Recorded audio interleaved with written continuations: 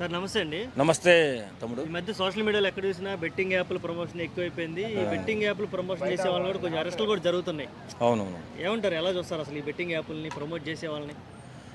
ఒక్కొక్కరిని పగలగొట్టి మూలను కూర్చోబెట్టాల ప్రమోషన్ చేసిన వాడిని ఎవరైనా కానీ, అది సినిమా యాక్టర్ అయినా అవ్వచ్చు, లేకపోతే ఇంకొక యూట్యూబర్ అయినా అవ్వచ్చు. పిచ్చ పిచ్చ నాటకాలు చేస్తున్నారా? ఇంతమంది పిల్లలు చచ్చిపోతుంటే, ఇంతమంది పిల్లలు ప్రాణాలు పోతుంటే ఈ ప్రభుత్వం ఏం చేసి కళ్ళు మూసుకుని ఎలా కూర్చుంటుంది నాకు అర్థం కాదు. ఇప్పుడు ఇంతమంది బిడ్డలు ప్రాణాలు పోతుంటే ఒక్కడన్నా స్పందించాడు అసెంబ్లీలో కానీ ఇంకో చోట కానీ. నువ్వు దోచుకున్నావంటే నువ్వు దోచుకున్నావంటే నువ్వు దోచుకున్నావు అని ఏడడం తప్ప, వీళ్ళు ఒకరికొకరు చెప్పుకోవడం తప్ప, బిడ్డలు అన్యాయంగా ఉసురు తీసుకుంటున్నారు, ప్రాణాలు పోతున్నాయి, తల్లిదండ్రులు వాళ్ళ కోసం వెళ్ళలేకపోతున్నాము అని చెప్పి ఒక్క రాజకీయ నాయకుడైనా ఆలోచించాడా?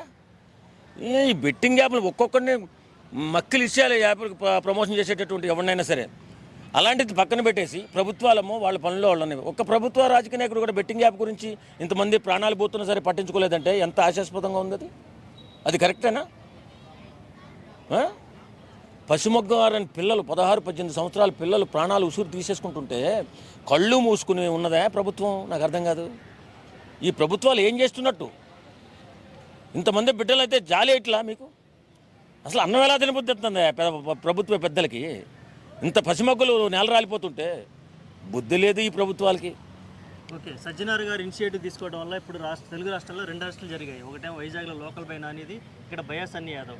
ఇంకంటే ఒక ఐపీఎస్ ఆఫీసర్ స్థాయి వ్యక్తి ట్వీట్లు చేస్తే కానీ స్పందించినటువంటి ప్రభుత్వం. ఇప్పటికైనా పోలీసు యంత్రాంగం కళ్ళు తెరిచినందుకు చాలా సంతోషంగా ఉంది. నిజంగా చెప్పాలంటే తొక్కుపడేయండి సార్, తొక్కుపడేయండి నా కొడుకులను ఒక్కొక్కరిని పట్టుకుని. ఇంత ఘోరంగా పిల్లలు చచ్చిపోతుంటే ఇంక పట్టించుకోకపోతే ఎలా సార్?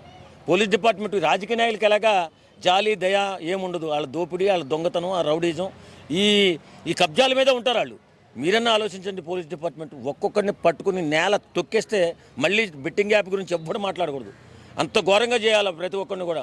వాళ్ళు ప్రమోషన్ చేయడం, వాళ్ళు ప్రమోషన్ చేస్తున్నారు కదా అని చెప్పి పిల్లలమో అట్రాక్ట్ అయ్యి దానికి అడిక్ట్ అయిపోయి డబ్బులు పోగొట్టుకున్నాం ఇంకో రకంగా చేసి ప్రాణాలు పోగొడుతుంటే, ప్రాణాలు పోతుంటే జాలి దయాలైనటువంటి ఈ ప్రభుత్వాలు ఉన్నా ఒకటే. కానీ పోలీస్ డిపార్ట్మెంట్ అయినా మంచి ఆలోచన చేయండి సార్. మంచి ఆలోచన చేసి పిల్లల ప్రాణాలు కాపాడండి. ఓకే, నేటి యువత కూడా ఇలాంటి బెట్టింగ్ ప్రమోషన్ చేసే యూట్యూబర్స్కి అట్రాక్ట్ అవ్వడం కూడా అది ఎలా చూస్తారంటారు? ఇప్పుడు ఆ వయసులో 18-16 వయసులో కరెక్ట్గా ఏం తెలియదండి. ఎవరు ఏం చెప్తే ఉద్రేకంగా ఎవరు మాట్లాడినా ఉద్రేక పరంగా మాట్లాడినటువంటి మాట నచ్చిందనుకో దానికి అడిక్ట్ అవుతారు. రౌడీ ఎవడన్నా మాట్లాడి రౌడీ చేసే రౌడీలు వాళ్ళ పేర్లు ఉంటాయి, కొంతమంది పేర్లు, ఆ పేర్లు చెప్పకూడదు. అలాంటి వాడు పెద్ద గొప్ప నేను కూడా అలా అవ్వాలని ఆలోచన ఆ వయసులో వస్తుంది. అలాగే బెట్టింగ్ యాప్ల వల్ల ఇంత డబ్బులు వస్తాయి, ఇంత మిగులుతుంది అంటే నిజమేనేమో అనుకుంటారు. కానీ ఊరికే డబ్బులు రావు. కష్టపడి పని చేస్తేనే డబ్బులు వస్తాయి. మీరు గుర్తుపెట్టుకోండి. అనవసరంగా ప్రాణాలు పోగొట్టుకోకండి. బెట్టింగ్ యాప్కి దూరంగా ఉండండి. నిజంగా ఈ బెట్టింగ్ యాప్లో అమరులైన ప్రతి కుటుంబానికి ప్రభుత్వం సాయం చేయాలి. ఓకే.